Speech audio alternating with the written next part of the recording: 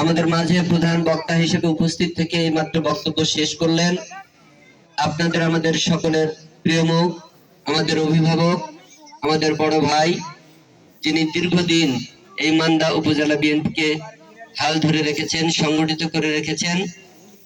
মান্দা উপজেলা বিএনপির সাবেক সংগ্রামী সভাপতি, বর্তমান কমিটির সিনিয়র সহ সভাপতি জনাব মুখলেসুর রহমান মকে ভাই সহ এখানে উপস্থিত বিএনপির সিনিয়র নেতৃবৃন্দ, অঙ্গ সহযোগী সংগঠনের নেতৃবৃন্দ, উপজেলা ইউনিয়ন পর্যায়ের সর্বস্তরের নেতৃবৃন্দ, সমবেত মুরব্বীগণ, যুবক ভাইরা, আমার মায়েরা, বোনেরা, আপনাদের সকলকে আন্তরিক শুভেচ্ছা সহ সালাম জানাচ্ছি। আসসালামু আলাইকুম ওয়া রাহমাতুল্লাহ।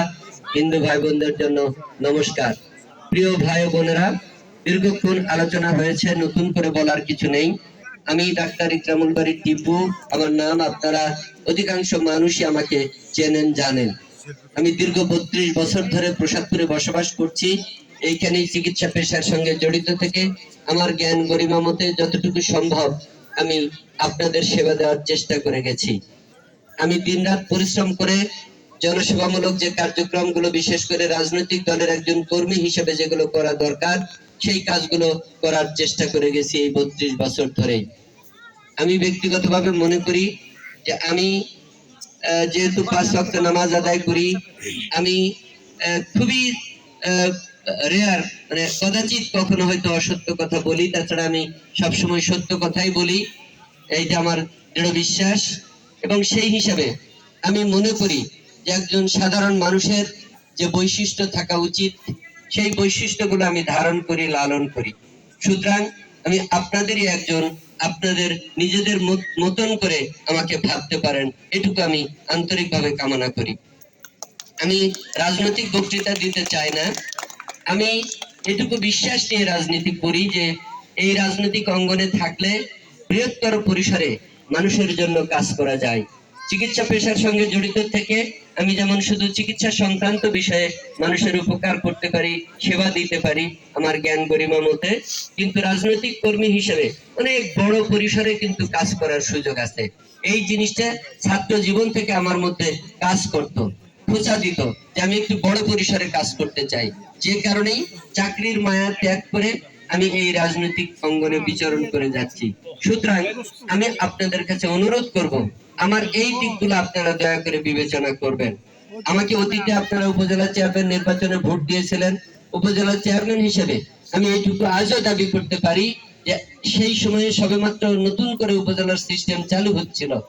সেই চালু হবার পরে আইন কানুনের অনেক ঘাটতি ছিল, নিয়ম কানুনই ছিল না বলতে গেলে উপজেলা পরিষদ চালানোর, কোনো উন্নয়ন বাজেটই ছিল না বলতে গেলে। সেই অবস্থা থেকে আমি যতটুকু কাজ করেছিলাম 5 বছরের, আমার পরে 4 জন উপজেলা চেয়ারম্যান নির্বাচিত হয়েছে। এই 4 জনের কাজের যোগফল আমার ওই 5 বছরের কাজের অর্ধেকও যদি হয়, আমি নির্বাচন করব না, আমি রাজনীতি করব না। এটা আমার চ্যালেঞ্জ। আমি এমনি এমনি রাজশাহী বিভাগের শ্রেষ্ঠ উপজেলা চেয়ারম্যানের পুরস্কার পেয়েছিলাম না, কিছু না কিছু কাজ আমার ছিল, এবং প্রত্যেকটা ইউনিয়নের কোথাও না কোথাও আমার কাজের সেই দৃষ্টান্ত আজও বিদ্যমান রয়েছে। ব্রিজ হোক, কালভার্ট হোক, ইটসোলিং রাস্তা হোক, যে কোনো জায়গায় কোনো না কোনো কাজের আমার ছোঁয়া রয়েছে। মসজিদ মাদ্রাসার উন্নয়নে সরকারি যে বরাদ্দগুলো আসতো সেগুলো আমি যথাযথভাবে বিতরণ করতাম। আমার সময় পর্যন্ত রাস্তায় মাটি কাটার কিছু কিছু কাজ হয়েছে, এরপরে আমি তো দেখি না, এখনো চোখে পড়ে না যে মাটি কাটার কোনো কাজ হয় রাস্তাঘাটে, এটা আমি দেখি না। আপনারা দেখেন কিনা বুঝতে পারি না আমি। তো যাই হোক, তো সেই জায়গা থেকে আমি বলবো যে আমার কাজ করার একটা অভিজ্ঞতা আমি অর্জন করেছি 5 বছর উপজেলা চেয়ারম্যান থেকে। সুতরাং কাজ কোথায় থেকে কিভাবে বের করে আনতে হবে, কিভাবে সেই কাজ করতে হবে, এগুলো আমি জানি, সেই অভিজ্ঞতা আমার হয়েছে। সুতরাং আমি আপনাদের কাছে অনুরোধ করব যে আমাকে একটু বৃহত্তর পরিসরে কাজ করবার একটু সুযোগ দেন আপনারা। আমি সরকারি চাকরি বাকরি ছেড়ে দিয়ে যেহেতু আপনাদের জন্য কাজ করতে চাই, সেই সুযোগটুকু আমি চাই। একটা পরীক্ষা দেওয়ার সুযোগ দেন আমাকে।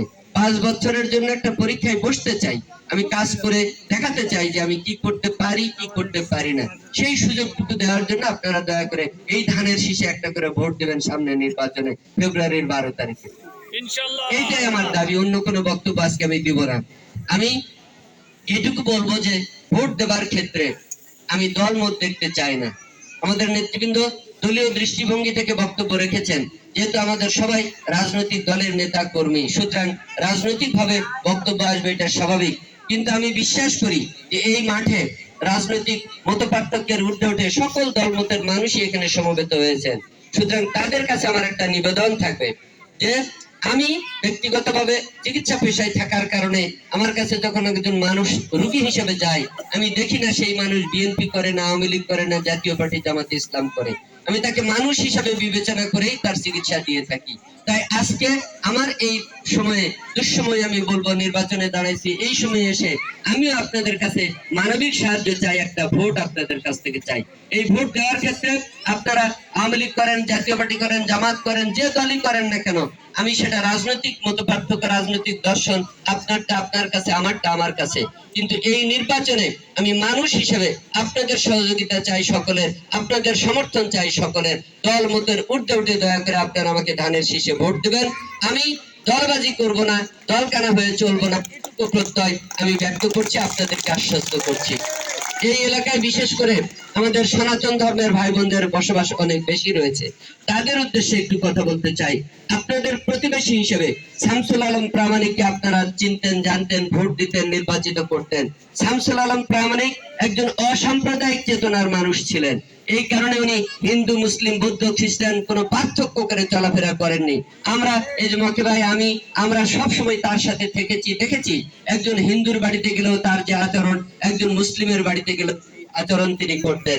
এইটা দেখে দেখে রাজনৈতিক একজন কর্মী হিসেবে শামসুল আলম প্রামাণিকের আমরা ছোট ভাই হিসেবে, তার শিষ্য হিসেবে, সাকরেদ হিসেবে আমরা সেগুলো শিখেছি। আমরাও মনে করি আমরা অসাম্প্রদায়িক চেতনা নিয়ে চলাফেরা করি, হিন্দু, মুসলিম, বৌদ্ধ, খ্রিস্টান ভাগ করে আমরা চলে যাই। সেই কারণে এইখানকার সনাতন ধর্মের ভাই বোনেরা যারা রয়েছেন, তারা দয়া করে আমাকে ধানের শীষে ভোট দিয়ে নির্বাচিত করবেন। আমার সম্প্রদায়ের কোনো মানুষ যে সুযোগ সুবিধা পায়, আপনারা যদি তার থেকে এতটুকু কমতি পান কোথাও আমার কাছে, তাহলে সেদিন আমাকে ধরবেন, আমি জবাব দিয়ে করব ইনশাল্লাহ। 19-20 হবে না, সমান চোখে আমি তাদের সকলকে দেখবো। আমার এলাকার যদি একটা মসজিদের উন্নয়ন হয়, তাহলে একটা মন্দিরেরও উন্নয়ন হতে হবে, এই বিশ্বাস নিয়ে আমরা চলি। সুতরাং আপনাদের নিরাপত্তা, আপনাদের সহযোগিতা সবকিছু আমরা ভাগ করে চলবো, শেয়ার করে আমরা নিব, আমরা দায় দায়িত্ব বহন করবো ইনশাল্লাহ, এটুকু আশ্বস্ত আপনাদের উদ্দেশ্যেও করতে চাই আমি। যাই হোক, আমি আর কথা বাড়াচ্ছি না, নামাজের আজান হয়ে গেছে, এশার নামাজ আদায় হবে। আপনারা ঠান্ডার মধ্যে অনেকক্ষণ ধরে এখানে বসে রয়েছেন, কথাবার্তা শুনছেন, এই জন্য আপনাদের প্রতি আমরা কৃতজ্ঞতা প্রকাশ করছি। আমি শুধু শেষবারের মতো আপনাদের কাছে নিবেদন করতে চাই, আপনাদের ভাই হিসেবে, বন্ধু হিসেবে, ছেলে হিসেবে, আত্মীয়, বন্ধু, যেভাবে ভাবেন না কেন, সেই হিসেবে চলার পথে আমার যদি কোনো ভুল ত্রুটি হয়ে থাকে, আমার কথাবার্তায়, আচার আচরণে অতীতে যদি কেউ কষ্ট পেয়ে থাকেন, দয়া করে নিজ গুণে আপনারা ক্ষমা করে দিয়ে আমাদের এই দেশ নেত্রী বেগম খালেদা জিয়ার জন্য একটু দোয়া করবেন। উনি গুরুতর অসুস্থ অবস্থায় ঢাকায় হাসপাতালে ভর্তি রয়েছেন। আমাদের নেতা তারেক রহমানের জন্য দোয়া করবেন, উনি দীর্ঘ 17 বছর পরে দেশে ফিরে এসেছেন। ওনারা যেন সুস্থ স্বাভাবিক থেকে আমাদের এই দলকে নেতৃত্ব দিয়ে আগামী দিনে এই দেশ সেবার দায়িত্ব গ্রহণ করতে পারেন, সেই দোয়াটুকু ওনাদের জন্য চেয়ে আমি আমার জন্য আবারও দোয়া চেয়ে আগামী দিনে ধানের শীষে ভোট দেবেন এই প্রত্যাশা ব্যক্ত করে সংক্ষেপে কথা এখানে শেষ করলাম। আল্লাহ হাফেজ, বাংলাদেশ জিন্দাবাদ। সবাইকে ধন্যবাদ। আসসালামু আলাইকুম।